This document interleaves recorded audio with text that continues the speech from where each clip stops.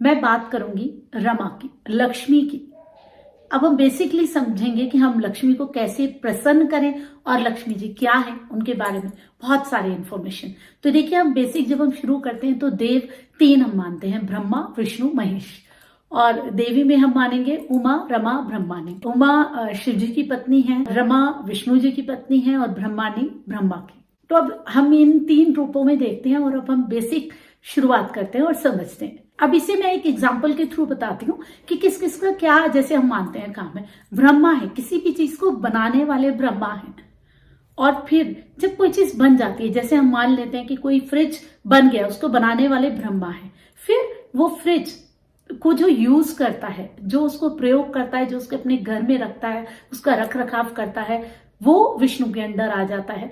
और जब वो फ्रिज अपना पूरा समय ले लेता है, अब उसके खत्म होने का टाइम आ जाता है, वो उसके पार्ट्स अलग अलग हो जाएंगे, टूट जाएंगे, कुछ भी हो जाएगा, तो महेश का काम आता है, शिव का काम आता है। किसी चीज को बनाना ब्रह्मा का काम है, उसका रख रखाव विष्णु का काम है। और जब वो उसकी समाप्ति हो जाती है और उसके बाद जब नई उत्पत्ति होगी, वो भी शिव का काम है। ये दोनों शिव के काम है। तो अब देखिए, अब हम बात कर रहे हैं रमा की, लक्ष्मी की। लक्ष्मी किन से जुड़ी हुई है? विष्णु जी से जुड़ी हुई है। विष्णु किन चीजों से जुड़े हैं? वो जुड़े हैं जो रख रखाव करना है, लोक व्यवहार है। वो व्यवहार हम ले तो आए फ्रिज को, हम उसे कितना साफ रख रहे हैं, हम उसको ठीक से प्रयोग कर रहे हैं नहीं कर रहे हैं, पता लगा हम सामान बाहर ही रख देते हैं, फ्रिज ऐसे का ऐसा ही पड़ा। कई लोग ऐसा भी करते हैं, उनका सामान ही खराब हो जाता है। और कई लोग बहुत अच्छे से यूज करते हैं, अपने फ्रिज का साफ सफाई रखते हैं, ठीक से सामान रखते हैं, बहुत सारी चीजों को वो ऐसे संभाल के रख लेते हैं अपने फ्रिज में कि आगे तक भी यूज कर पाए। वो डिपेंड करता है कि आप कैसे किसी चीज को प्रयोग कर रहे हैं। वो लोक व्यवहार, आप अपने घर में कैसे व्यवहार कर रहे हैं। आपको जीवन तो मिल गया, सारी चीजें बना दी ब्रह्मा जी ने, अब आप जीवन कैसे जी रहे हैं, आप कैसे लोगों के साथ व्यवहार कर रहे हैं, अपने परिवार में व्यवहार कैसे कर रहे हैं। पहला व्यवहार आपका अपने आप से। जो शरीर आपको ईश्वर ने दिया है, जो उसमें आत्मा है, उसका मन है, आप उसका कितना ध्यान रख रहे हैं।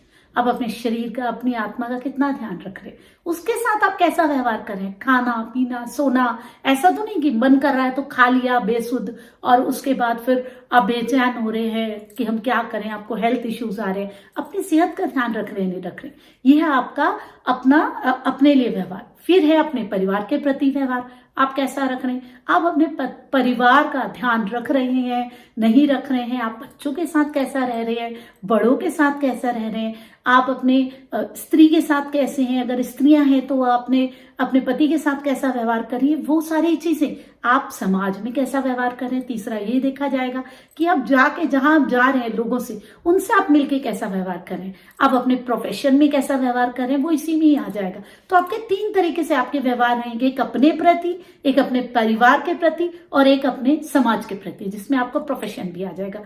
ये जो आपका व्यवहार है, आप कितने ज्यादा ईमानदार हैं, कितने सच्चे हैं, कितना आप दूसरों का ध्यान रखते हैं, कितने आप मानवतावादी हैं, कितने आप संवेदनशील हैं और कितने आप बुद्धिमान हैं। ये सारी चीजें इसमें आ जाएंगी। और जब आप अच्छे तरीके से अगर व्यवहार करेंगे, आपका लोक व्यवहार, स्वयं के प्रति व्यवहार अच्छा होगा ना, तो अपने आप ही लक्ष्मी जी पैर दबाने लग जाती हैं जहां पे विष्णु जी आराम से बैठ जाते हैं। मतलब अगर आपका व्यवहार अच्छा होगा ना, सारी चीजें व्यवस्थित होंगी, ठीक से होंगी, नियमित होंगी, आगे पीछे नहीं होंगी, तो लक्ष्मी जी स्वयं ही आ जानी है। अगर आपका व्यवहार अच्छा है, आप अच्छे तरीके से अपने कामों को कर रहे हैं अपने जीवन के, तो स्वयं ही लक्ष्मी जी आपके घर में आ जाएंगी। जहां लोक व्यवहार व्यवस्था अच्छी होती है, निश्चित तरीके से आप चीजों को करते हैं, तो लक्ष्मी जी स्वयं आ जाती हैं। वो विष्णु जी के पैर दबाती रहती हैं। जहां चीजें ठीक रहेंगी वहां लक्ष्मी जी रहेंगी। तो लक्ष्मी जी कैसे आएंगी ये समझ लीजिए। सफाई चाहिए, व्यवस्था चाहिए, नियम चाहिए और लोक व्यवहार भी चाहिए। हमें लगता है हम एक लक्ष्मी जी का मंत्र पढ़ लेंगे, हमारे घर में लक्ष्मी आ जाएगी। हम एक दिन, सिर्फ दिवाली के दिन हम सफाई कर लेंगे और हम बिल्कुल लक्ष्मी जी को प्राप्त कर लेंगे।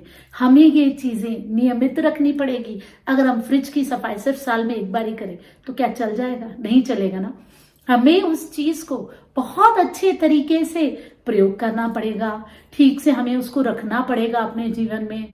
हमें समझना पड़ेगा कि हम जो चीज लेकर के आए हैं उसके साथ अगर हम ठीक से व्यवहार नहीं करेंगे तो हमें अच्छा रिस्पॉन्स नहीं मिलने वाला है, वो चीज हमारी खराब होने वाली है, फिर बार बार हमें उसमें पैसा लगाना पड़ेगा। लक्ष्मी जी समुद्र मंथन से बाहर निकली थी। लक्ष्मी जी हाथ में धन लेकर के आई थी कि उनका ऐसा माना जाता है कि उनके हाथ में धन का कलश है और उससे धन गिरता जा रहा है, तो वो धन है जो कि लक्ष्मी जी। समुद्र मंथन के बाद वो धरती में आई थी और जब लक्ष्मी जी आई वो अपने साथ वैभव भी लाई, सब कुछ लाई।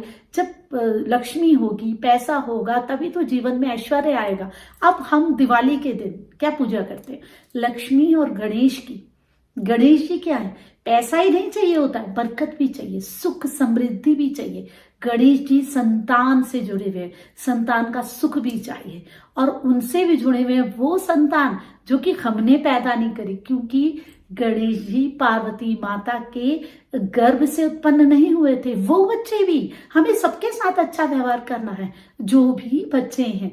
ये नहीं कि हम सोचें कि ये सिर्फ हमारे ही बच्चे, हम उनके साथ ही अच्छा व्यवहार करें और बाकी बच्चों के लिए हमारे मन में कोई दया ममता नहीं हो, वो भी नहीं चाहिए, क्योंकि तभी तो वैभव आएगा जब हम अपने व्यवहार को मानवतावादी रखेंगे। अब ऊपर क्या है? जानवर का सिर है। जानवरों को हमारी देखरेख की जरूरत होती है, वो खुद नहीं कर सकते। आप देखिए कितने सारे लोग हैं, ग्रुप्स बना लेते हैं, जो रोड में ये कुत्ते घूम रहे हैं इनको शाम के समय खाना खिलाते हैं, सुबह के टाइम खिलाते हैं, और जो गायें ऐसे ही घूम रहे हैं उनकी भी सेवा कर रही है। वो जानवर जिनको कोई देख नहीं रहा है, जो अपने आप से नहीं कर सकते। अब किसी को चोट लग गई तो दूसरा जानवर तो उसे डॉक्टर के पास नहीं ले जाएगा ना, यथासंभव सब कुछ करेगा वो, लेकिन कुछ चीजें हमें भी करनी पड़ेगी। हमारा व्यवहार उन जानवरों के प्रति भी अच्छा होना चाहिए और उन बच्चों के प्रति भी होना चाहिए, क्योंकि ये सब चीजें तो साझी है। जब हम ये सब करेंगे ना तो हमारे पास लक्ष्मी जी खुद आ जाएंगी। इसलिए हम दिवाली के दिन लक्ष्मी के साथ गणेश जी की भी पूजा करते हैं, क्योंकि सिर्फ पैसा नहीं चाहिए होता, पैसे के साथ सुख चाहिए, समृद्धि चाहिए, परिवार एक साथ बैठना चाहिए, बच्चे हमारे साथ में हो। हम तभी कहते हैं कि दिवाली की पूजा हमेशा पूरा परिवार साथ में करेगा, क्योंकि लक्ष्मी का अर्थ सिर्फ पैसा ही नहीं है, वो वैभव भी है, वो सुख समृद्धि भी है, वो सब कुछ है। लेकिन हम क्या करते हैं, हमें लगता है बस एक दिन दिवाली के दिन घर साफ कर दें और हम उसी समय हमें कुछ लग रहा था हम दान दे दें, कुछ कर लें और हम जीवन में सब कुछ पा लेंगे। लेकिन ऐसा नहीं होता है। ऐसा तभी होगा जब हम ये चीजें व्यवस्थित रूप से अपने जीवन में करने वाले के, जब हम अपने घर में अच्छे से चीजों को व्यवस्था से रखेंगे, हमारा लोक व्यवहार अच्छा होगा। लेकिन हम कहीं ना कहीं उस विष्णु के प्रभाव को भूल जाते हैं जो लक्ष्मी जी के साथ है। लक्ष्मी जी की पूजा हमेशा साथ में ही की जाती है, या तो विष्णु जी के साथ वो बैठी होंगी या फिर उन्हें गणेश जी के साथ हम रख देते हैं। क्योंकि आप देखिए अब जब हम वाहन की बात करते हैं लक्ष्मी जी के, उल्लू हम मानते हैं उनका वाहन और हाथी भी मानते हैं। तो आप देखिए ना, खुद लक्ष्मी कोई दिमाग, ये नहीं है कि आप बहुत इंटेलिजेंट हैं, आप बहुत दिमाग रख रही हैं। उल्लू को किसके लिए माना जाता है? मूर्खता के लिए माना जाता है। मतलब दिमाग से कोई समझ नहीं है। यहाँ तो आपके लोक व्यवहार की बात हो रही है, आपकी भावनाओं की बात हो रही है, दिमाग की बात नहीं हो रही। आप बहुत इंटेलिजेंट है लेकिन अंदर से आप कपटी है, आप किसी के लिए कुछ करना नहीं चाहते, फिर कैसे लक्ष्मी जी आपके पास आएंगी, ये बताइए। और दूसरा, हाथी तो है ही ऐश्वर्य का सूचक। लक्ष्मी जी आ जाएंगी तो हाथी में वाहन, भाई हाथी की सवारी तभी की जाती थी, राजा लोग करते थे। मतलब ऐश्वर्य का, सारे सुख साधनों का प्रतीक है हाथी, तो उनको हम लक्ष्मी जी से जोड़ते हैं। अगर हम समझेंगे कि हमें पूरी तरीके से लोक व्यवहार ठीक करना है, गंदगी हटानी है, मन की भी सफाई करनी है, आत्मा की भी सफाई करनी है, शरीर की भी सफाई करनी है और इस घर की भी सफाई करनी है। सिर्फ अपने घर तक ही सीमित नहीं रहना है, हम रह रहे हैं वहां आसपास भी हमें देखना है। अगर कुछ गंदगी है तभी हम असली मायने में लक्ष्मी जी को अपने पास ले करके आएंगे। सिर्फ लक्ष्मी जी का आना ही एक बात नहीं होती है, उस लक्ष्मी को सहेज के अपने पास रखना, अपने घर में ही बिठा लेना एक अलग बात होती है। जब हमारा लोक व्यवहार अच्छा होगा, मतलब विष्णु जी प्रसन्न हो जाएंगे, तो वो अपने आराम से लेट जाएंगे। वो आराम से जब लेटेंगे और उनके ऊपर शेषनाग बैठे होंगे उनको छाया देते हुए, तो अपने आप ही लक्ष्मी जी ने वहां विराजमान हो जाना है, उनके चरण दबाते रहना है। आप अपना व्यवहार ठीक कीजिए, अपने घर को व्यवस्थित कीजिए, फिर उसके बाद देखिए विष्णु जी स्वयं ही आ जाएंगे। विष्णु जी आए और उन्होंने आराम किया, लक्ष्मी जी अपने आप ही आके उनके पैर दबाएंगे। आपको लक्ष्मी के लिए कहीं भागने की जरूरत नहीं पड़ेगी, सिर्फ अपने आप को जोड़ना पड़ेगा अपने आसपास के लोगों से।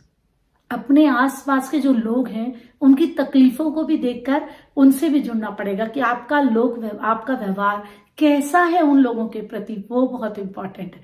तो जरूरी है कि जो भी चीजें हमारे ग्रंथों में हमें समझाई जा रही हैं, जो भी चीजें हमारी क्लासिकल बुक्स में हैं, हम उनको जैसी है वैसे ना ले लें, उनके अंदर के गहरे अर्थ को समझने की कोशिश करें, क्योंकि वो चीजें हमें तो सिंबॉलिक तरीके से बताई गई हैं, उसके अंदर का अर्थ जितनी गहराई में हम लोग चीजों को बताते हैं, हिंदू लोग जितना हमारा धर्म हमारे ग्रंथ इन चीजों को बताते हैं उतना कोई भी नहीं बताता है। मैं उम्मीद करती हूँ आपको मेरी वीडियो बहुत अच्छी लगी होगी। चैनल को जरूर सब्सक्राइब कीजिए, ऐसे ही मैं आपके साथ आती रहूंगी बहुत सारी वीडियोस लेकर के, ज्योतिष, रेकी हीलिंग, अंक शास्त्र, वास्तु, आपका ऑरा, इनसे रिलेटेड। अगर आप मुझसे कुंडली दिखाना चाहते हैं तो मुझसे संपर्क कर सकते हैं, मेरा नंबर इसमें आ रहा है। अगर आप रेकी हीलिंग सीखना चाहते हैं तो भी आप मुझसे संपर्क कर सकते हैं। ऐसी मैं आपके लिए बहुत सारी वीडियो लेकर के आती रहूंगी। मैं रमा जोशी, प्रणाम।